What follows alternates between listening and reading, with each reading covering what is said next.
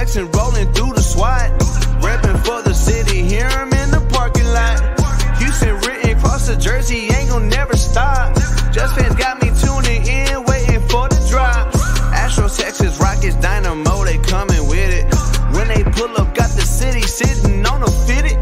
Straight up A-Leaf, hold it down, ain't gon' never quit it.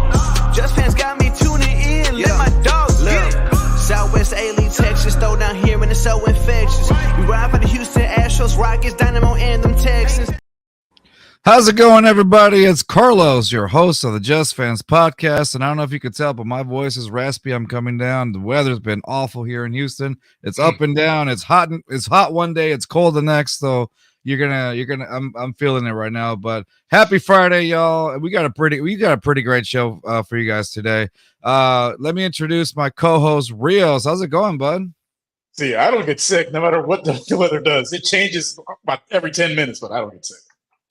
So nobody cares about you. No, I'm just kidding. No, it's just awful. It's the weather just definitely affects me back and forth, man. Yeah, yesterday it was cold. Today it was like what, upper 80s? Like, yeah, it's a mess. It's this tomorrow it'll be a blizzard. Exactly. And today, man, I'm excited for this one. I've seen a lot of your clips, man.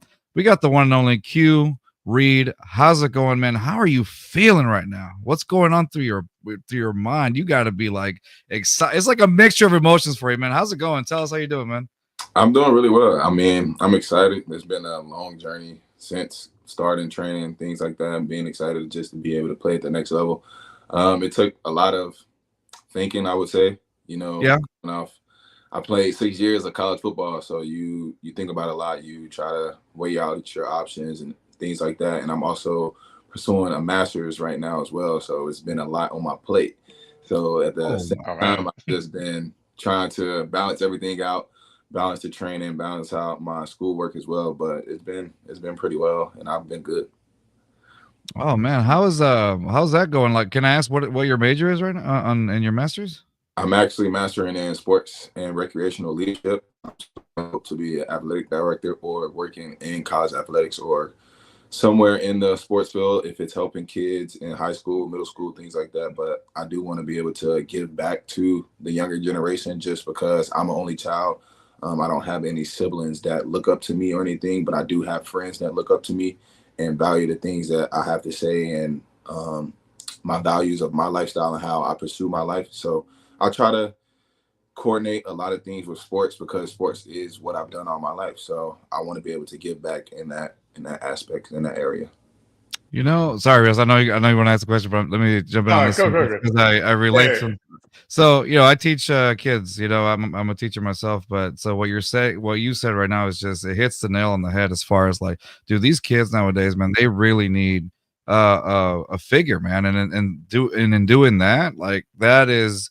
You have no idea how many lives you're going to touch just by doing that, how important it is to be there. So some kids are going to look up to you, and you don't know the impact that you have on those kids while you're working with them and stuff until like later on, and they come back and tell you, hey, remember when you did this? The smallest things that you don't even think anybody really cared about, eventually they come back. And that to me, that's like the highest reward. But man, that's awesome. That's an awesome message that you're sending out. I love it already.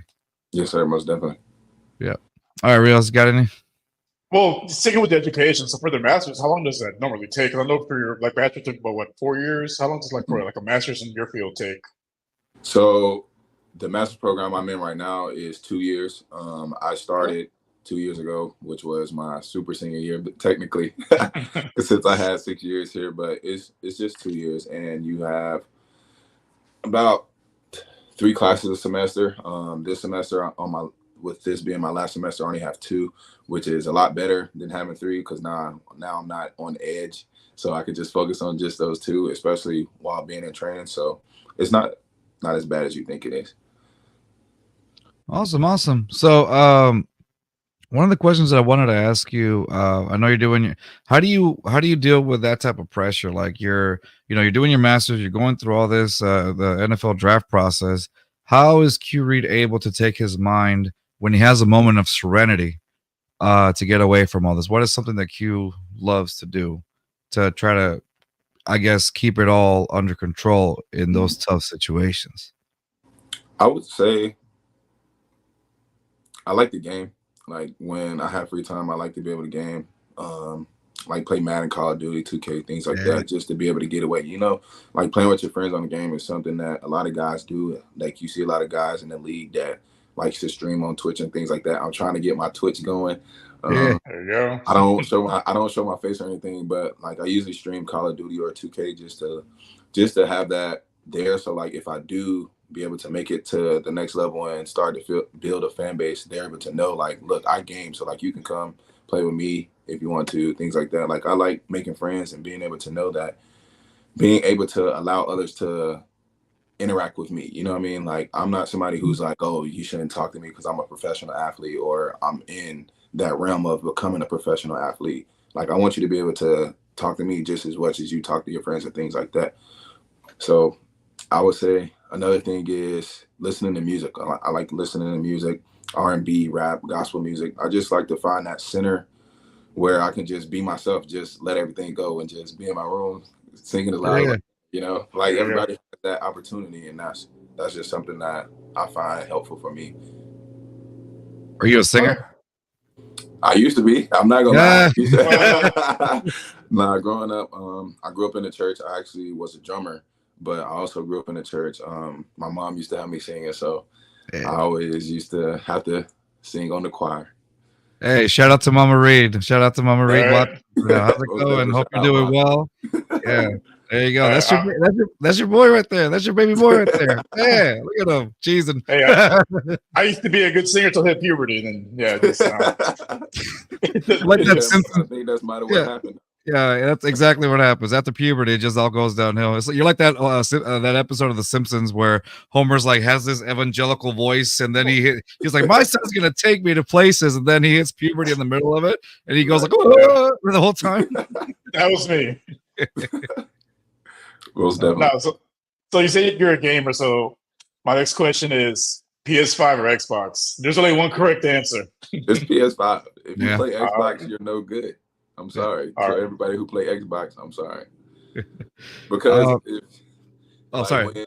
when me and my friends are on the game, we all have P5s and things like that. But like when you come again, like on 2K, let's say this 2K, you cross play. So like you can end up with guys that's on Xbox on your team. So we always get people who are on the Xbox that is not good. And we tell them in the chat, like, you're not good. And like we get so upset that 2K allowed that, but like you can turn it off, but we still never turn it off. We just always end up in the game, and we're like, why? Like I said, if you said Xbox, like this interview's over. It's all we got for today. Right. What's the going into the game stuff? What is the best game you played on PS5, and then the worst? You repeat that? Yeah, what's the best game and the worst game you've played on PS5? Oh, I mean, I only played 3 games, so like I don't really know. I don't really know what's the best game and what's the worst. I would say right now the worst is 2K, because like you still got people on here who like to do side to side stuff, things to kind of like make the game cheesy. You know what I mean? Like if you got real IQ and know how to play basketball, then it's fun. But a lot of people don't do that. A lot of people like to play 5 out, and they like to have just one guy dribbling the ball and spacing the floor, because you know if you play 5 out, then you got to man up everybody, or you can play 2-3, but then you're leaving people open for threes and things like that. So I would say 2K is the worst game right now. Okay. The best game I would say is Call of Duty. I like the game right now. It's really smooth. Like I like that they're updating it and things like that, adding new guns and stuff. So there you go. We got a person. I don't know if you ever got to read it. Mario Welch wrote a true student athlete all around, great guy. And then Paul Loma wrote PS5 all day, Brody. Oh man. Okay, so let me start asking you a little bit more of the sports questions here. So is there a coach or athlete that you kind of looked up to as a kid as a role model? Ooh, that's tough. I got 2 to 3. Okay, sure. 2 to 3. I'm gonna give you player. One player that I always looked up to is Brian Dawkins. Brian Dawkins is that guy. Like, the Wolverine. Wolverine. That's who I modeled my game after. That's who I really looked up to, just to be like that aggressive safety. I would say he's also a God-fearing man. I'm a God-fearing man, as I said before. Like, I grew up in church and things like that. And he said in an interview once before that I'm trying to take somebody's soul, and that's what I try to do on the field if I get the opportunity. But that's someone that I really looked up to. Then another person is one of my high school head coach. When I was in high school, he was very hard on me because, like, you at a young age, you learn so much about yourself. And I would say that he would tell me that I was selfish because I didn't play defense until my senior year of high school. Like, I would tell him, like, Coach, I don't want to play safety. Don't put me on defense. Like, I played running back in high school. Like, I was a running back for 3 years. Okay.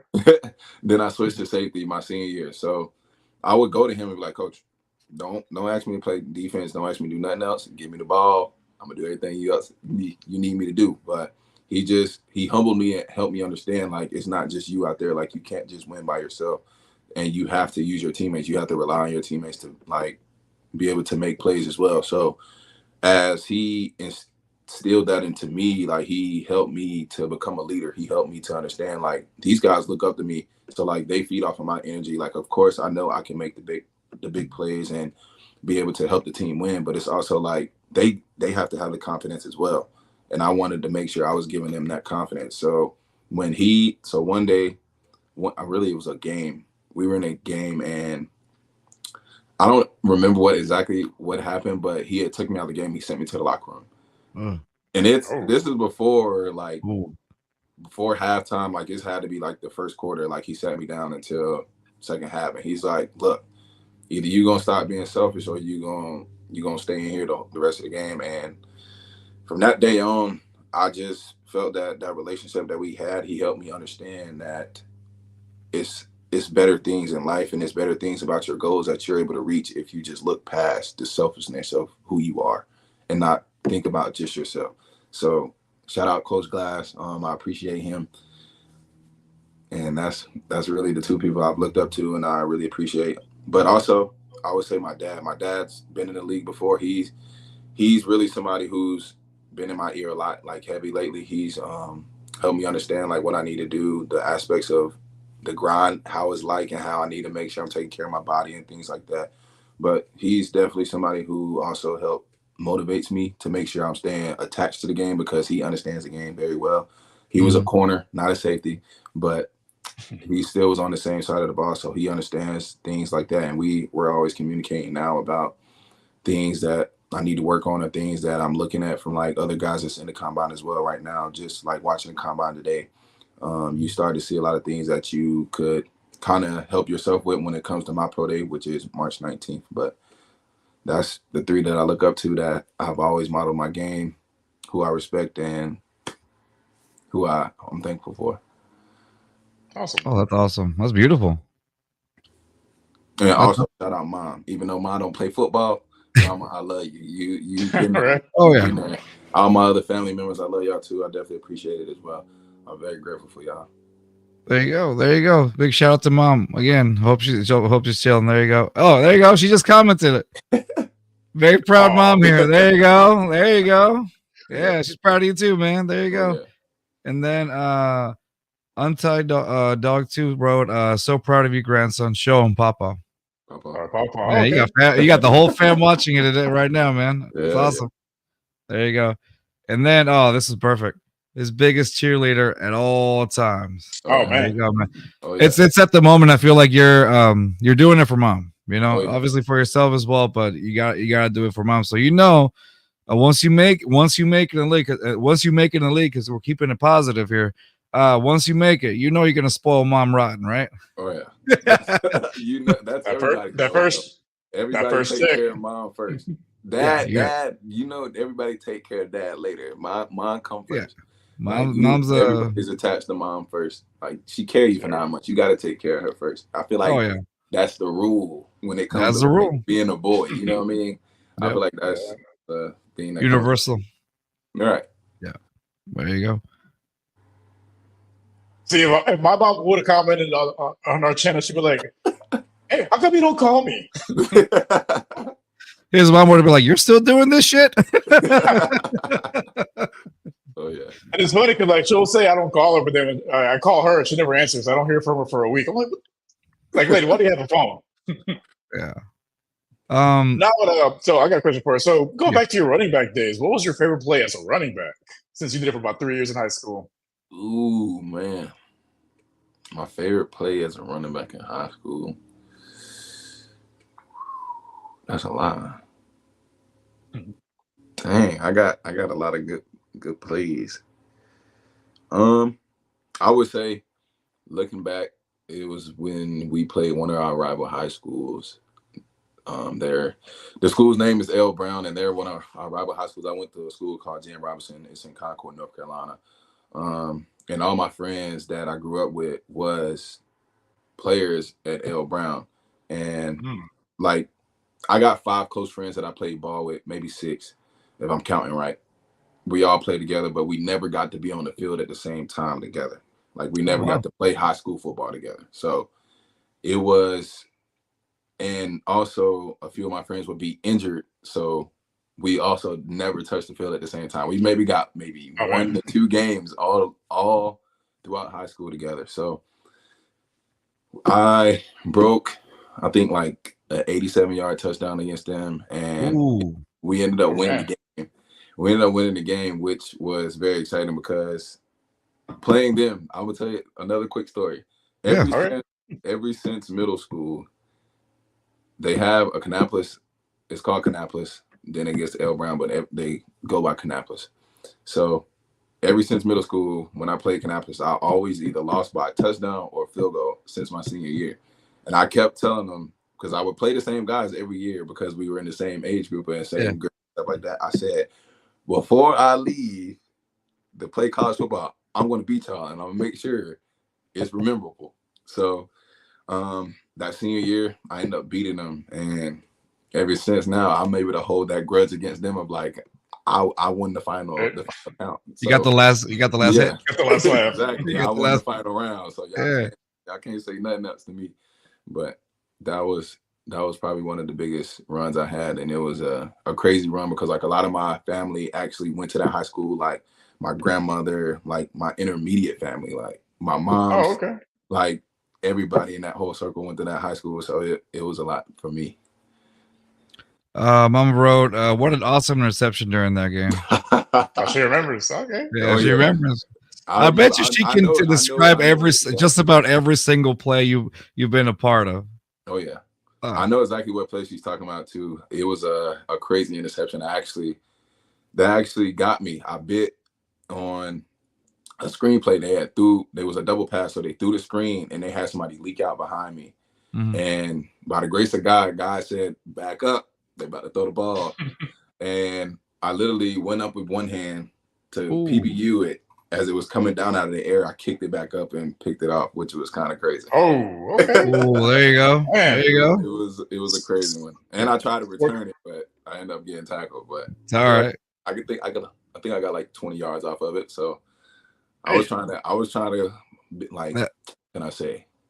I was trying to put the like final cherry on top of it to let them know like I came to play that game. So, but it was a fun game, and I was glad that I got the last round. That's a momentum changer right there, man. That's all it is. You contribute to that. That's a momentum changer right there. I want to kind of go back to what you were talking about.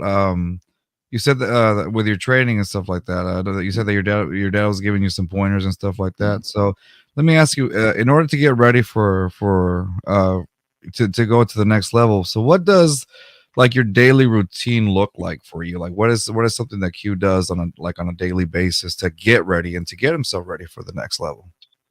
My daily routine, I wake up every morning. I usually read my Bible just to make sure my head's where it needs to be. Then I make my breakfast. Once I make breakfast, I usually eat oatmeal, something to keep my not too heavy. I would say something that's not too heavy, just to make sure that I'm aware of not making myself sick when I'm working out. Right. Then once I make my breakfast, things like that, I'll get in the car.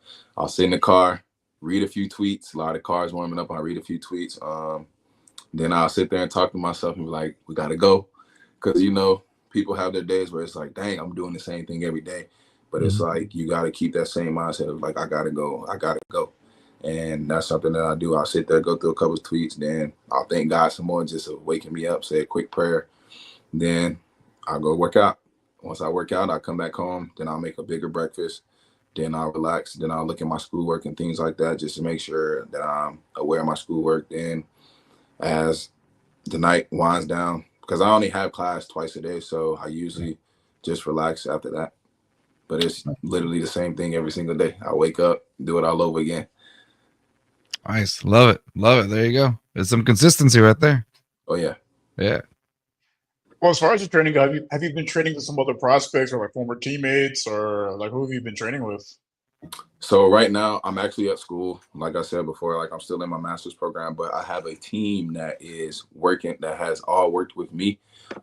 So my former position coach, who is now the corners coach for James Madison University, he's been doing my field work and helping me with my position training. He's a former NFL athlete as well, so he's been through the training, know what the drills are and things like that as well.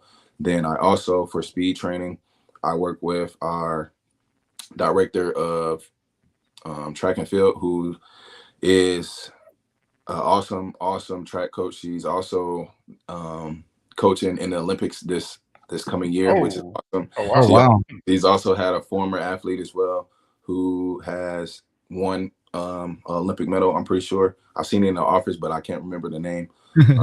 But I also have a team that's in California with Proactive Sports. I work with them as well. So we all correlate together, and Proactive Sports will make my plan of what I need to do to train, and they'll send it in and make sure that I'm doing it, and then have everything laid out right then and there. And then we just go through it day by day just to make sure like we communicate like the same way we're communicating right now. We'll do the same thing on a Zoom call just to make sure that I'm getting the right steps, or what do I need to work on? What do I need to fix and things like that. So it's all a big, what can I say?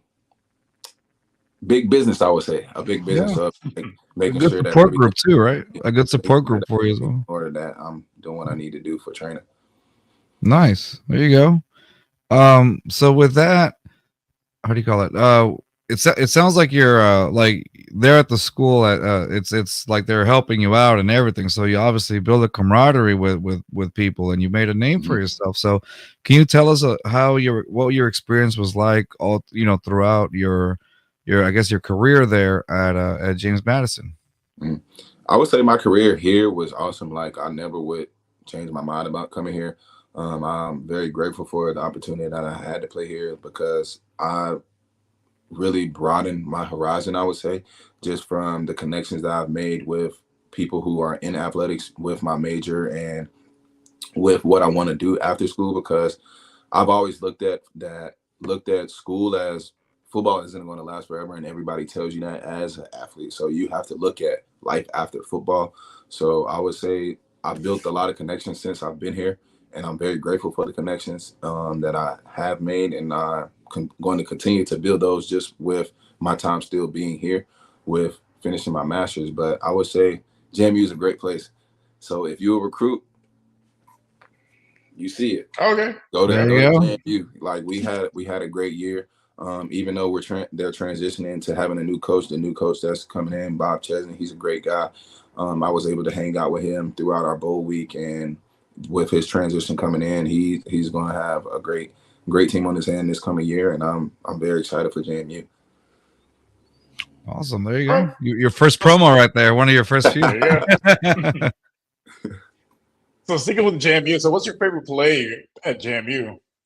My favorite play, I would say it was in 2022. I was coming through. It was a rough week for me. I had recently lost my grandfather, my dad's dad. The same week we played App State, and that week was kind of up and down for me, and I didn't really know how it was going to go, because I'm so pumped up because like I'm coming back to North Carolina, like I'm about to play in front of my family. Like this is homecoming for me. Like I don't like App State. I don't like them whatsoever. So like I'm not gonna say nothing bad, but like when they recruited me, they felt that I wasn't like a good size for them. I would say I wasn't the typical safety of their liking. So I just always had that grudge on me when we played them. But it was in 2022 when the game's on the line. I think it was fourth and 13, 4th and 10, and they tried to throw a dig to my side, and I made the play, which by the grace of God, it felt like the relief. Like when I made the tackle, it just made so much pain go away from that day, because I was going through a lot that week. So I felt that was the biggest play for me. It sounds like a culmination of like, I don't want to say, I mean, in a way it's like the holding of the grudge, because I mean, it seems like they didn't really kind of believe in you when, Right. at that point. And then obviously it's almost like you're kind of carrying the little chip on your shoulder or whatnot. Oh, yeah. And then I feel like Jordan, he took it personal. Q said, and I took that personally. I did. It became personal to me at that point. Yeah. I would say the reason why I took it personal is because one of my best friends, that my lifelong best friend, well, I got multiple, like one of my boys, I'm gonna say one of my bros, let me say that. One of my bros that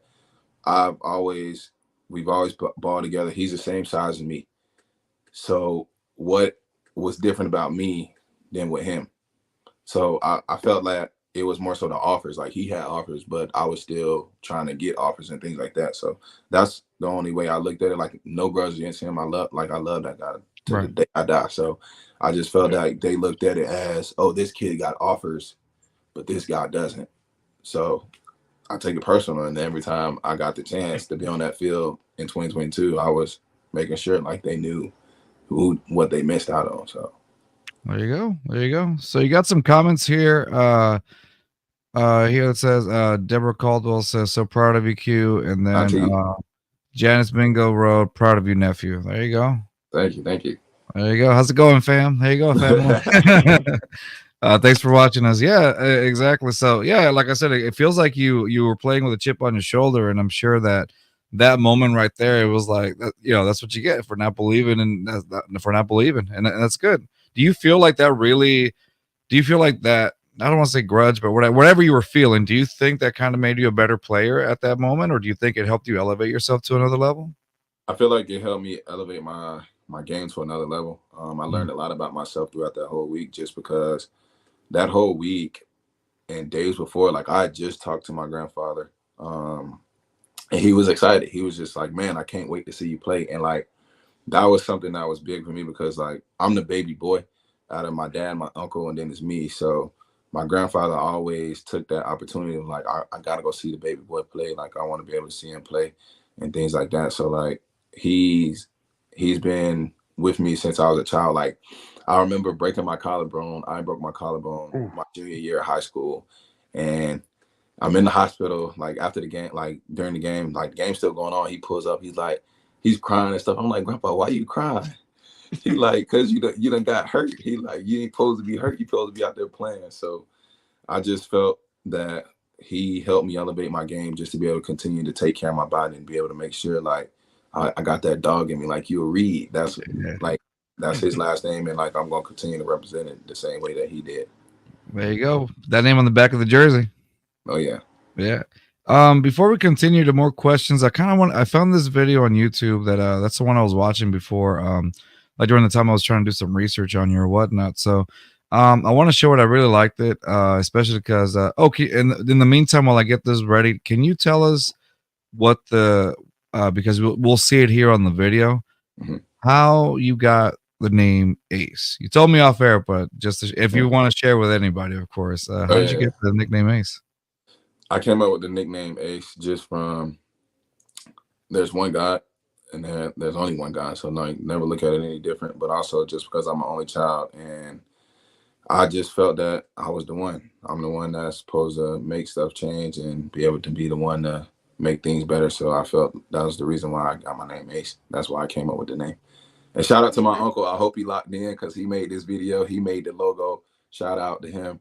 It's a good logo. See it right here. It is. I like the color scheme. It's a great logo. Yeah, it's definitely a great logo. Yeah. All right, so I'm gonna put it on mute, because if not, YouTube kicks us out.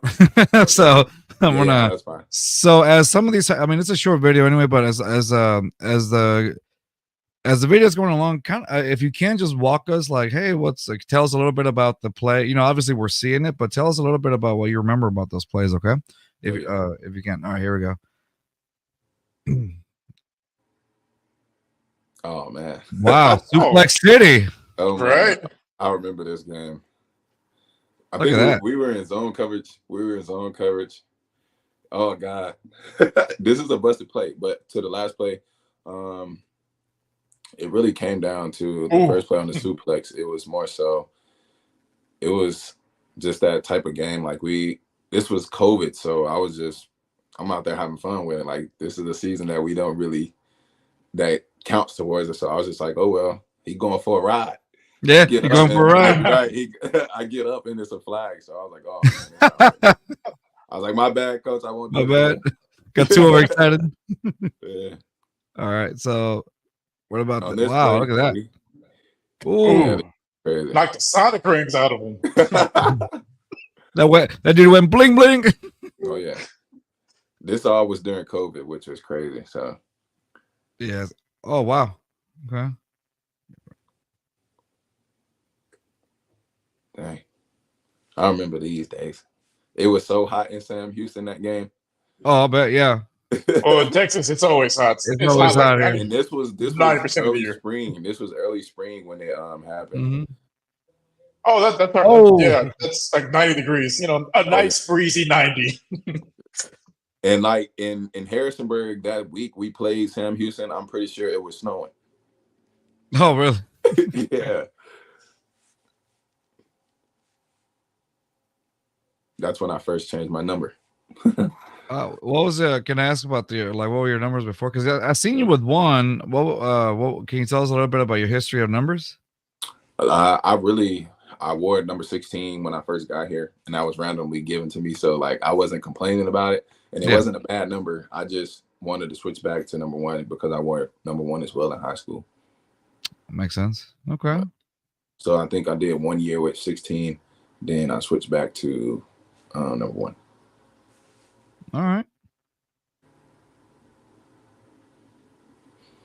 Reels, you guys. Okay, so growing up, did you have a team that you followed, like NFL wise?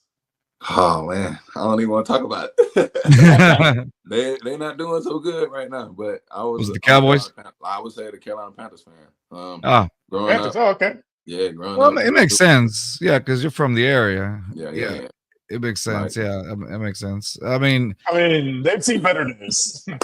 Yeah, they've seen better days. But no, I mean, it's I get it. Like they had some success. Like, you know, y'all had Cam Newton at one point, and Cam is to be respected. All right, he's that dude. Cam is to be respected. I don't care what kind of hat he's wearing. He is to be respected. After that last video, like, bro, he was getting jumped. The hat didn't even move. Yeah, it was kind of crazy because like he had one guy on his arm, and then he dragging another guy. I'm like, oh my god. I'm like, well, I want to know what the thought process was. Like, Cam's like 6'5", 265, former athlete. Like, bro, exactly. Like that's what did you think was gonna happen? That's not no little guy. Like he's a big dude. So yeah. Cam Newton is not a guy to be messed with. So I don't know what was happening, but it didn't go well for everybody else. It's like that name goes. I'll fuck around and find out. Yeah. There's an actual algorithm for it. Yeah. All right. So with that being said, like what has been like your most like successful season in sport in your that you've played at JMU? Like, can you tell us about your most successful season where you felt like everything was just kind of clicking your way and like the best year for you, really, to be honest? Oh man, I wouldn't say it was a year because since I've been here, we've been successful. Like, it's never. I would say my sophomore year, like when I first started getting into that role of playing, and I started making that name for myself and understanding the game more, because like when I first came in, it was so many safeties in our room, and I'm looking around like I don't know if I'm gonna play or not. So I was just trying to make a name for myself and being with the older guys. just really wanted to make sure that I looked up to them a lot because, like, obviously they understood the playbook, understood what the coaches were looking for. So I would say my sophomore year, I felt like everything was really going like to course. Like I'm steady guiding my way up the depth chart. Like I don't work my way to special teams. I'm on special teams. Then I work my way into the sub packages and things like that. Then I got a role in our different sub packages, things like that with older guys. So like I'm on the high wave, so I understand what I really need to do of continuing to elevate my game as I get older. So I would say that was the year like I felt everything was really going well and really panning out for me, and I started to understand what college football was like. Awesome. There you go. I like that. Yeah. So speaking of the safety position, which of the two spots do you feel is like your more suits your skill set, the free safety or the strong safety? So in the defense I was a part of when this coaching staff was here, I was a free safety, which it may be flip-flopped on the field. So I was more so to the boundary. So I would say I'm a more boundary safety, but I've played all three of them. Like I've played nickel, I played strong safety, I played free safety in our defense before. So anywhere they want to place me, like I'm able to learn, I'm able to understand how to critique my game to make it better, to be able to understand like, look, if I need to work on this is where something I need to work on to make my craft better. If they do put me to the field or they put me at nickel and things like that. So I wouldn't say there's a bad area of me where I am on the field. Like at one point they wanted me to play linebacker because like I was just as big. I was just as big as our linebackers because our linebackers were like the linebackers in our defense were probably 6'1", 20, like 210, 215, like, and I was 205. So it's like you could be a will linebacker if we wanted to put you in the box, but I felt comfortable wherever they put me, so I just adjusted to what coach wanted me to do. That's awesome. We had a couple of we have a friend on the show who's a former Texan, and I call him friend because he hits us up, every now and then. Mm-hmm. He's coaching right now in college, but his name is Coach Quentin Demps, and he was a safety for the Texans. Get it right. Yeah, you don't get it right. Coach Quentin Demps. And so he's, he was a former safety, and he's in the pro level. So I asked him, hey, since he's one of those guys that had been in the league for close to 10 years, right? About 10 years or so. And so I asked him, and again, he played safety. And so I asked him, he had guys like coach, Wade Phillips, just some he was drafted by Andy Reid when Andy Reid was in the Eagles, like he goes back that far. But and I asked him like, hey, when you go to a different scheme or just a different team or something like that, how difficult is it to adjust at the safety position? So he kind of told us like, when he went to like the Bears at the time from the Texans, they were playing the same, like I think 3-4 defense at the time or whatnot. And so he said the only difference was, and he's like, it seems like, you're going to adapt easily to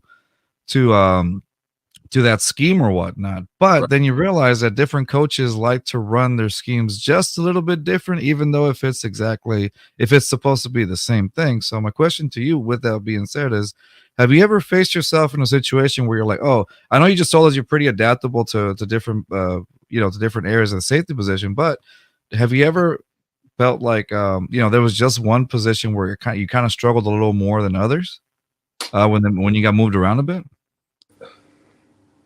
I would say more as the field safety, just because like I'm like, there's a lot of field over here, but it's a lot of real estate. You know what I mean? So like you got to cover a lot more ground as the field safety. I would say I felt like my biggest weakness, but like and I was younger, like I was a freshman, I think, going into it when I first got moved there. So I was kind of like, I don't know if I fit here, but I'll try it out, because like we had guys who were injured, like a lot of the older guys had just had or were just recovering from postseason things. So I was on the aspect of like, are y'all sure this is where I'm going to play at? Because like I never thought that I would be a field safety, but at the end of the day, like that, I felt like that was the more awkward position for me, because like in high school, I was a boundary safety.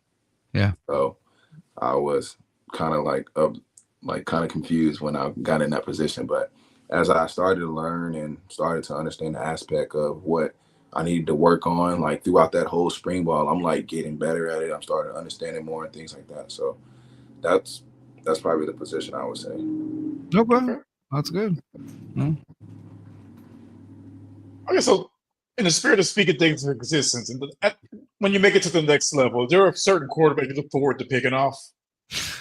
Is there a certain quarterbacks that you're looking forward to picking off? Yeah. I don't know. I just pray God allow me to pick all of them off. That's what. There you go. Like that's what people's goal is. Like you want to be able to pick off the best of the best in the league, but like at the end of the day, you never know if the best of the best is gonna play that week. So yeah, hey, like when you want God to be able to bless you to be able to pick them all off. But just I want to pick, like if I get to the league and I'm able to play, I want to pick Pat Mahomes off just because like they talk about him a lot. Like he's a magician. Like they say he's a magician. Well, show me the magic. Let's go. There you go. I like you pick him off and be like, now you see me, now you don't, or whatever.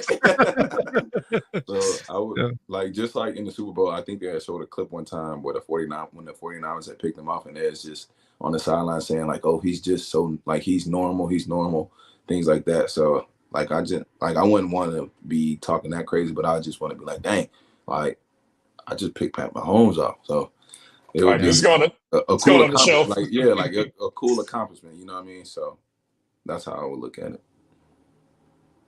There you go. All right. So we're gonna end the questions. We're gonna sorry, you got some comments right here. Sorry.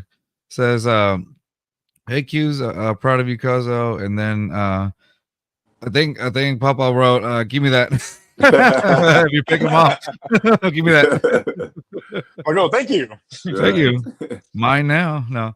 All right, so now this is the part of this is towards the end of the show now, where we kind of, we have prospects kind of test their NFL knowledge a little bit by asking these what I like to call meaningless questions that not really help you out. You might learn a thing or two that you might have not known before, but you get to go against Rios over here, who's like a little bit of a smart ass, and so I thought he hadn't beaten anybody, but apparently he won last week. So two people.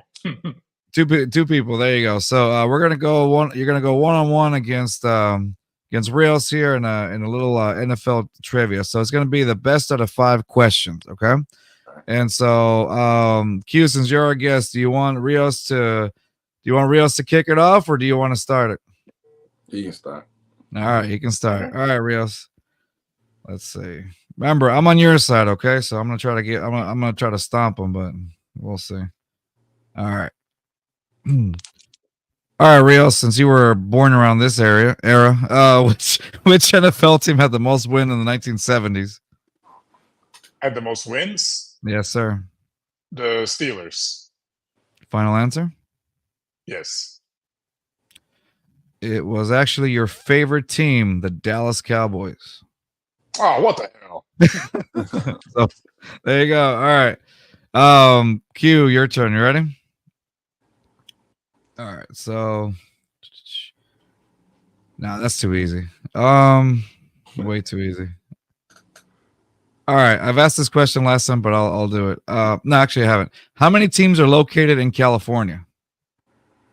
It's the Chargers, 49ers. That's it. It's 2. Final answer? The Raiders is gone. The Raiders is in Las Vegas. You got the Los Angeles Rams. No, 3. What is it? 3. So what are they again? The Rams, the Chargers, 49ers. Okay, final answer? Yeah. Yes, sir. You got it. All right. I had to think about it for a minute. No, you're good. I was like, I wanted when you said 2, I was like, hey, let's review that again. Right. That's what I was thinking. I was like, I know it's another one. When I said Raiders, I was like, oh, it's the Rams. Yeah, there you go. All right. You win round 1. All right, Rios. me see. I thought you would know that one, Rios. I don't know. That was a 50-50 for me. All right. Rios, your turn. No, I don't like that one. Let me see. No, that's too easy for you. You're gonna get that one. That's okay. No. All right. Which team played and lost in 4 straight Super Bowls between 1990 and 1993? The Buffalo Bills. Final answer? Yes. You got it. It's Buffalo Bills. Whoa, that's crazy. That's crazy, huh? Yeah. All Talk right. about just being unlucky. Not one, not 2, not 3, 4. 4 and not winning any. Oh, jeez. All right. No, that's okay. And hopefully you get to hold one of these one day. How much does a Q? Your turn. How much does a Lombardi Trophy weigh? 50 pounds. Final answer? Yeah. 7 pounds. 7. Yeah. What? Approximately 7 pounds. It looks heavy, doesn't it? It looks heavy. It looks heavy, yeah. Like they hold it with 2 I know they're like holding it no with 2 way. hands. I don't know if it's just bulkiness or something, but I figured, whatever. Approximately, They don't want to drop it. yeah. I think that's where it is. I don't want to drop it. So Oh, no. approximately You sitting there 7 holding pounds. it. It'll look like they struggle sometimes, but hold it. Yeah. Oh. There you go. Yeah, So I thought it was approximately heavy. 7 pounds. Yeah. Huh. All right, Rios. Okay, so Q, if Rios gets this one, it's going to be a blowout, okay? So, all right. I'll try to stop him for you. All right. Rios, what was the highest scoring Super Bowl game ever? Oh. Like total points or like just one person? One team?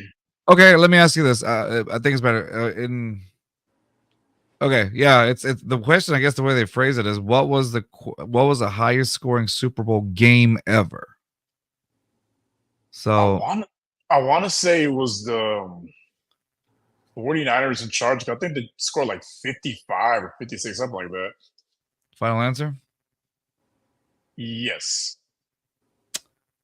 I gotta give it to you because you did say 49ers and Chargers. It was 49-26. Oh, okay. That's close. Yeah. All right, I Q, you want a redemption question? I'll take it. All right, redemption question it is. All right. Ooh. Okay. That one might be. All right, let me see. Nope. Okay, I want you to get a good redemption question. Okay, since you're from kind of like the East Coast area, right? You're basically from the East Coast area. Okay. What is the name of the stadium that has a pirate ship located on the inside? I don't know the name, but I know it's Tampa Bay. I'll give it to you. Tampa Bay. What? Might as well. Yeah. Yeah, the Raymond James Stadium. Yeah, I was about to say Raymond. Yeah, I'll take it. We'll give you that one. You say at least you got the city right, so we're good. Yeah. All right, there you go. Hey, Q. I want to say I really want to thank you for joining us here today. It was I had a lot of fun, honestly, with you. Getting to know you, and we're hoping the best for you. And I hope you come back and hang out with us again.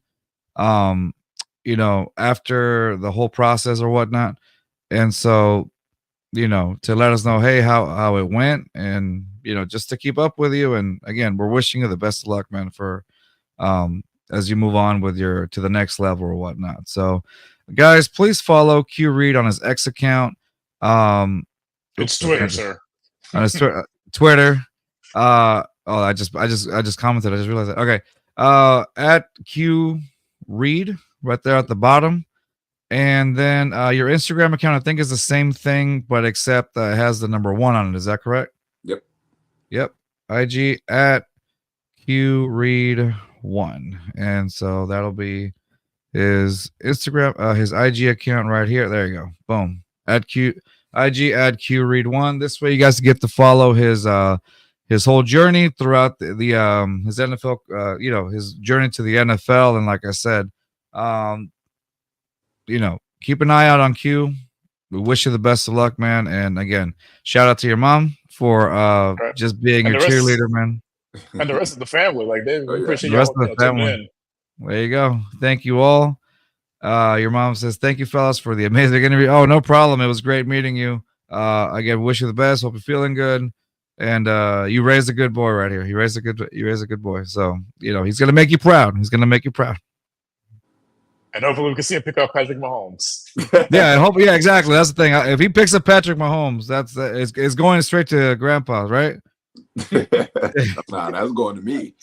He's like, we'll see. That's going to my house. Yeah, there you go. All right, Q, don't go just yet. But I am going to end the show. And that's going to be it. And Mom says, of course, best of luck, Q. That's right. Thank you. All right, don't go just yet. You got a message out for Mom? Love you, Mom. I hope you're feeling all right. I'm gonna call you after this. There you go. There you go. All right, guys. That's gonna be it for us. We're gonna have a couple shows tomorrow with a couple more NFL draft prospects. Some pretty good ones. So be on the be on the lookout for our Instagram posts, and of course, please subscribe to the channel so we can continue this series of NFL draft prospects on the Just Fans podcast. Thank you guys for checking us out. That's going to be it. See you guys later. Peace. Southwest A-League, Texas, throw down here and it's so infectious. We ride for the Houston Astros, Rockets, Dynamo, and them Texans. If you ain't never been down here, but rule number one, you gon' respect this. Just Fans in my speakers, new one drop, they bout to bless us. I might right through the SWAT, playing Just Fans right through your spot. Look, and I don't know what you thought, but right here, dog, we gon' rep the squad.